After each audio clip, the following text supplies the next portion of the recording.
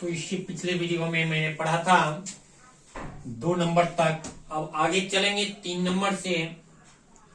तो क्या आपदा कितने प्रकार की होती है, जो बात हम पहले भी बता चुके हैं, है ना। जो यह प्रश्न पूछा जा सकता है और सेम वही प्रश्न उठकर आ गया है, तो आपदा कितने प्रकार की होती है। तो आपदा मुख्य रूप से 2 प्रकार के होते हैं। कितने प्रकार के होते हैं? 2 प्रकार के होते हैं। जो पहला हो गया, फर्स्ट हो गया प्राकृतिक आपदा, सेकंड हो गया मानव जनित आपदा या मानव निर्मित आपदा भी हम बोल सकते हैं। तो अब प्राकृतिक आपदा के अंतर्गत कौन कौन आएगा, कौन कौन सा है प्राकृतिक आपदा? तो चक्रवात हो गया, भूकंप हो गया, सुखाड़ हो गया, ये सभी जो है क्या है, हमारे प्राकृतिक आपदा के अंतर्गत आते हैं। ये सब प्राकृतिक आपदा के अंतर्गत आते हैं। अब यहाँ जो है ये ध्यान में रहना है, जो इसमें से ये दोनों में से प्राकृतिक आपदा और मानव जनित आपदा में से 1 नंबर का प्रश्न ऑब्जेक्टिव कन्फर्म ही पूछेगा।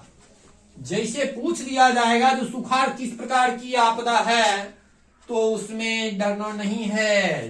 किस प्रकार की आपदा है? प्राकृतिक आपदा है। ठीक। अब सेकंड उसी तरह है मानव जनित आपदा। सेकंड है मानव जनित आपदा। जो मानव जनित आपदा में ये सब आते हैं, आतंकवाद, तोड़फोड़, मतलब ये प्रकृति के द्वारा न होकर किसी न किसी तरह क्या हो रहा है, मानव के द्वारा घटित या घटना घट रहा है, जिसे हम क्या कहते हैं, मानव जनित आपदा कहते हैं।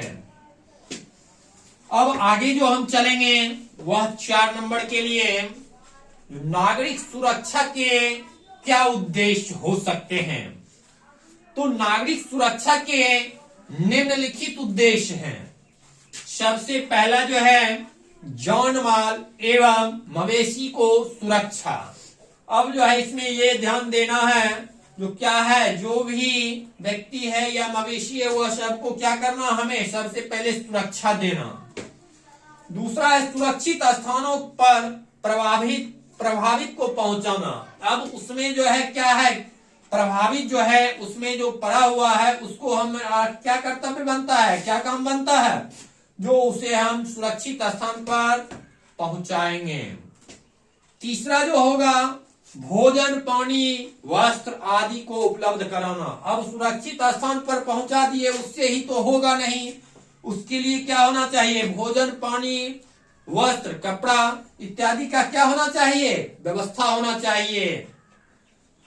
अब आगे चलेंगे हम लोग, बाढ़ से होने वाली क्षतियों को लिखें। अब देखते हो बाढ़ आता है, तो बाढ़ आने के बाद क्या है, एक नहीं कई तरह की क्षति देखने के लिए मिलती। तो बताया जा रहा है जो बाढ़ से होने वाले क्षति निम्न है, एक नहीं कई है।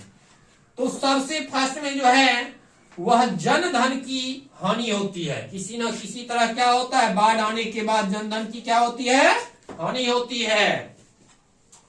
दूसरा है पालतू पशु मर जाते हैं। बहुत सारे ऐसे होते हैं जो क्या बाढ़ का पानी अत्यधिक आ जाने के वजह से क्या होते हैं, पालतू पशु जो हैं वह क्या होते हैं, जहां रहते हैं वहीं पर वह मर जाते हैं। तीसरा है फसलें बर्बाद होती है। अब है जो फसल को क्या है, जितना पानी की जरूरत है उससे ज्यादा आने के वजह से क्या होता है, फसल डूब जाता है और फसल क्या होता है, बर्बाद हो जाता है। फसल हमारे हाथों तक, हमारे घरों तक नहीं पहुंच पाता है। तो हम मिलते हैं नेक्स्ट वीडियो में।